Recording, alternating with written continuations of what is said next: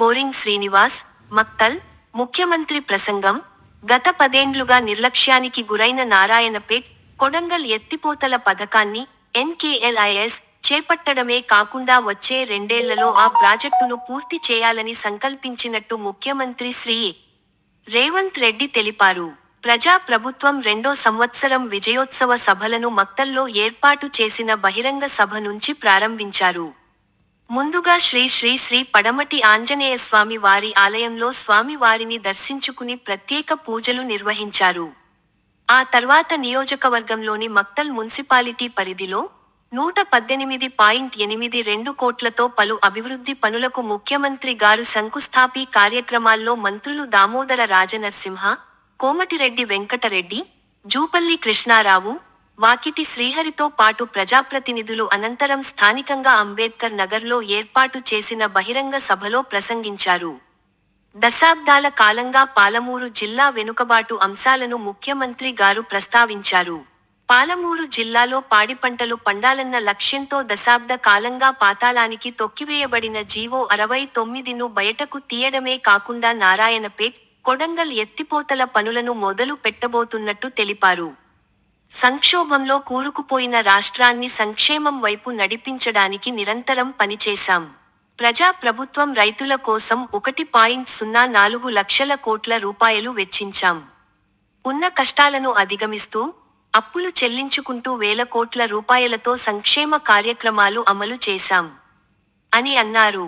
Makthal municipality పరిధిలో ముఖ్యమంత్రి గారు శంకుస్థాపన, అభివృద్ధి పనులు 8 కోట్ల రూపాయలతో మక్తల్ మున్సిపాలిటీ పరిధిలో మౌలిక వసతులు, 25 కోట్ల రూపాయలతో మక్తల్ మున్సిపాలిటీలో స్పోర్ట్స్ కాంప్లెక్స్ నిర్మాణం, తెల్లవారుజాము 4:10 కోట్ల రూపాయలతో మక్తల్గుబలో మౌలిక సదుపాయాల కల్పన, నూతన తరగతి గదుల నిర్మాణం, 82.32 కోట్ల రూపాయలతో మక్తల్, నారాయణపేట్ రోడ్డు మొదటి దశలో 26 కిలోమీటర్ల అభివృద్ధికి శంకుస్థాపన.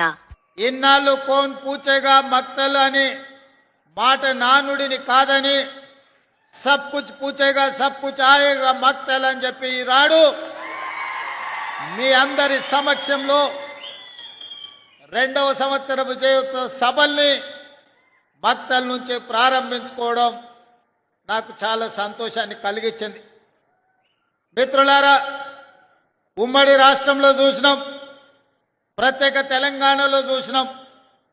ఎవరు ఉన్నా ఎవరు వచ్చినా ఎన్నికలప్పుడు ఎమ్మెల్యేలను గెలిపించండి, మేము అధికారంలో ఉంటాం, అధికార దర్పాన్ని ఎలగబెడతామని అడిగినోళ్లే. కానీ మన మక్తల్, నారాయణపేట, కొడంగల్ ప్రాంతాలకు నీళ్లు కానీ నిధులు ఇవ్వాలి అని, అధికారాన్ని పంచాలి అని ఏనాడు కూడా ఆలోచన చేయలే.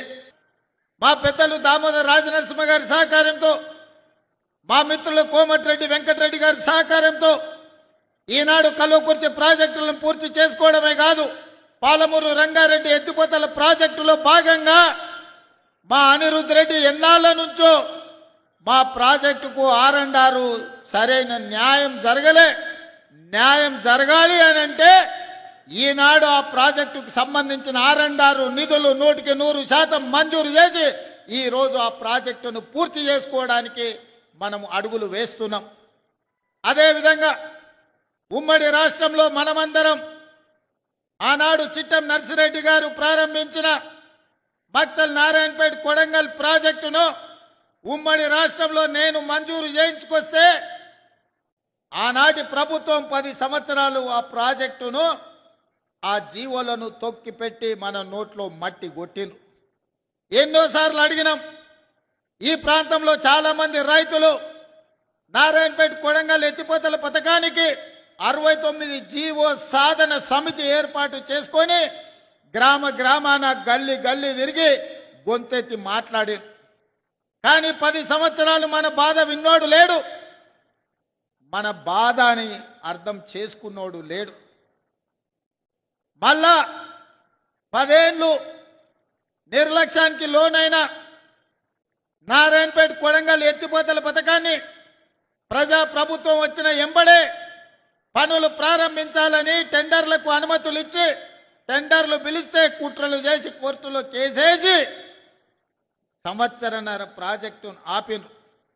ఈ ప్రాంత రైతులు మా భూమికి 14 లక్షలు ఇస్తే సరిపోదు, మాకు కొంచెం ఎక్కువ ఇవ్వండి, మీ సహకారం ఉండాలి అని మిత్రులు శ్రీహరి దగ్గరికి పోతే శ్రీహరి వచ్చి నాకు కలిసిండు. అన్న రైతులు బాధపడుతున్నారు, మా రైతులకు కష్టంగా ఉన్నది, జర తక్కువ అవుతున్నది, ఎట్లన్నా ఏమన్నా చెయ్యాలని. నేను ఒక మాట చెప్పిన మంత్రికి, శ్రీహరి పోయి రైతులతోనే మాట్లాడు, అడుగు వాళ్ళను, ఏమడుగుతారో చెప్పమని. అడిగింది ఇద్దామని చెప్పిన. అన్నా 19-20 లక్షలు ఇస్తే చాలన్నారు.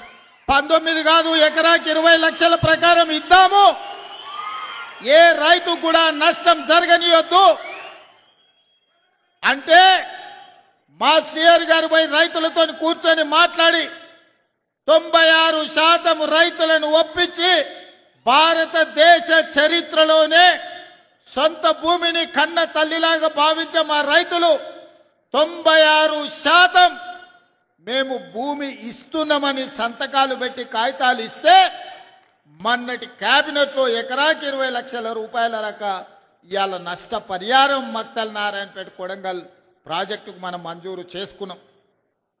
దాదాపుగా 5,000 కోట్ల రూపాయలతోటి 1,15,000 ఎకరాలకు కృష్ణానదిలో నికర జలాలను వాడుకొని మన పక్క నుంచే నీళ్లు పోతున్నా మన భూములు ఎడారిగా మారి ఎండిపోతుంటే ఈ 75 సంవత్సరాల ప్రజాస్వామ్యంలో మనకు నీళ్ళు ఇవ్వాలన్న ఆలోచన చేయలే. అందుకే ఈనాడు రైతులను కష్టపెట్టకుండా రైతులకు నష్ట పరిహారాన్ని వాళ్ళు అడిగినంత ఇచ్చి ఈనాడు భూసేకరణ చేసి పనులు ప్రారంభించుకుంటున్నాం. నాకు నిజంగా జీవితంలో ఒక గొప్ప సంతోషకరమైన వార్త, మక్తల్ నారాయణపేట కొడంగల్ ఎత్తిపోతల పథకాన్ని ఇక పనులు మొదలు పెట్టుకోబోతున్నాం. నేను మా రైతాంగ సోదరులకు ఒక మాట చెప్పదలుచుకున్నా. కుట్రలు చేసేటోడు ఉంటాడు, కాళ్ళలో కట్టెలు పెట్టేటోడు ఉంటాడు, నల్లి కుట్లోళ్ళు ఉంటారు, నల్లి కుట్టినట్టే కుట్టి మంచంలో దాచుకుంటారు. మనం ఇప్పుడు గిన చేసుకోకపోతే ఇక జీవితంలో ఎన్నడూ రాదు.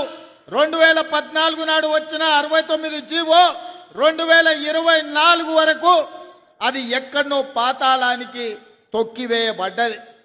మళ్ళీ మనకు అవకాశం వస్తేనే తెర మీదకి వచ్చింది.